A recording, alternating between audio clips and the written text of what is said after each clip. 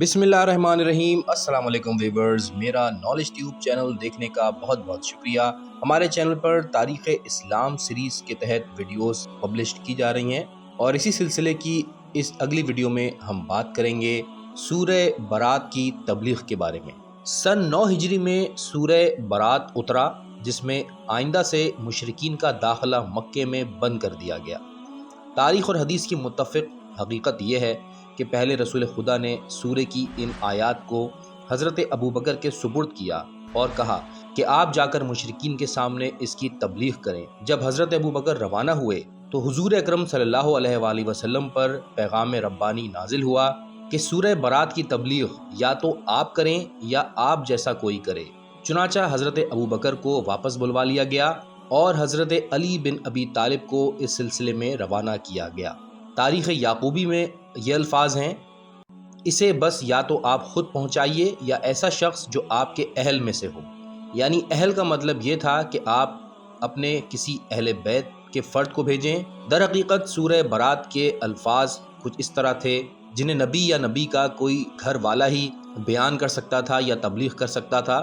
حضرت علی ایک ایسے جری اور فصیح اللسان خطیب تھے اور آپ کی ہیبت اس طرح دلوں پر قائم تھی، اور پچھلے غزوات میں اور مارکوں میں حضرت علی کی جو خدمات ہیں ان کو دیکھتے ہوئے نبی پاک صلی اللہ علیہ وآلہ وسلم نے مشرکین کے حلقے میں حضرت علی کو ہی بھیجنا مناسب سمجھا۔ چنانچہ حضرت علی روانہ ہوئے اور مجمع میں پہنچ گئے۔ اس وقت وہ لوگ مناسک حج ادا کر رہے تھے تو حضرت علی نے سورہ توبہ کی ان تمام آیتوں کو پڑھ کر سنایا۔ جب تلاوت ختم کر چکے تو ذرا دیر رکے، اس کے بعد بلند آواز سے مجمع کو مخاطب کیا: اے لوگوں، یقین مانو کہ بہشت میں کوئی کافر نہیں جائے گا، اور اس سال کے بعد سے کوئی مشرک حج نہیں کرے گا، اور اب خانہ کعبہ کا کوئی برہنہ طواف نہیں کرے گا، اور جس کا پیغمبر خدا سے کوئی معاہدہ ہو وہ بس اتنی مدت تک کے لیے ہے۔ حضرت علی نے چیخ چیخ کر یہ 4 حکم سنائے، پھر ان تمام لوگوں کو آج کے بعد سے 4 مہینے کی مہلت دی کہ ہر گروہ اپنے مقام اور اپنے ملک تک جہاں سے آئے تھے وہاں واپس پہنچ جائیں۔ بس اس کے بعد سے کسی مشرک نے حج نہیں کیا اور کسی نے برہنہ حالت میں طواف نہیں کیا، اور اس دن کے بعد سے وہ بنیاد قائم ہوئی جس پر اسلامی حکومت کی عمارت قائم ہوئی۔ سورہ برات کی تبلیغ کوئی معمولی کام نہ تھا۔ کوئی اور صحابی سورہ برات کی تبلیغ خانہ کعبہ کے پاس کھڑا ہو کر کرتا تو ہو سکتا ہے کہ کوئی مشرک پلٹ کر یہ کہہ دیتا کہ اے فلاں، پہلے تو تم بھی مشرک تھے اور آج تم ہمیں منع کر رہے ہو۔ پہلے تم بھی برہنہ حالت میں خانہ کعبہ کا طواف کرتے تھے اور آج تم ہمیں منع کر رہے ہو۔ کیونکہ یہ ایک حقیقت ہے کہ صحابہ میں بڑی تعداد ایسی تھی جو پہلے مشرک رہ چکی تھی اور جنہوں نے بعد میں اسلام قبول کیا تھا۔ کوئی 40 سال کی عمر میں مسلمان ہوا، کوئی 45-50 سال کی عمر میں مسلمان ہوا، تو ان کے جو مشرک دوست احباب تھے یا ساتھی تھے وہ ان کو طعنہ دے سکتے تھے، جبکہ حضرت علی علیہ السلام کا مرتبہ وہ ہے کہ جنہوں نے نبی پاک صلی اللہ علیہ وآلہ وسلم کی گود میں آنکھ کھولی تھی اور جنہوں نے کبھی بت پرستی نہ کی، مسلمان گھرانے میں پیدا ہوئے اور ہمیشہ نبی پاک اور اسلام کی خدمت اور نصرت کی۔ بہرحال ان پے در پہ فتوحات کی وجہ سے اسلام اور مسلمانوں کی دھاک اطراف اور جوانب کے قبیلوں پر بیٹھ گئی تھی۔ چنانچہ قبیلہ بنی ثقیف کی ایک ممتاز شخصیت عروہ بن مسعود ثقفی نے آ کر اسلام قبول کیا، اور اس کے بعد وہاں کے 10 آدمی عمائد میں سے آ کر مسلمان ہوئے، جس کا اثر پورے قبیلے پر پڑا۔ اب نجد کے بنی تمیم کے سرکش لوگ اور بڑے بڑے رؤسا عطا ابن حاجب، زرقان ابن بدر، قیس بن عاصم، عینہ بن حسن فزاری اور عمرو بن ایتم بھی آ کر مسلمان ہوئے۔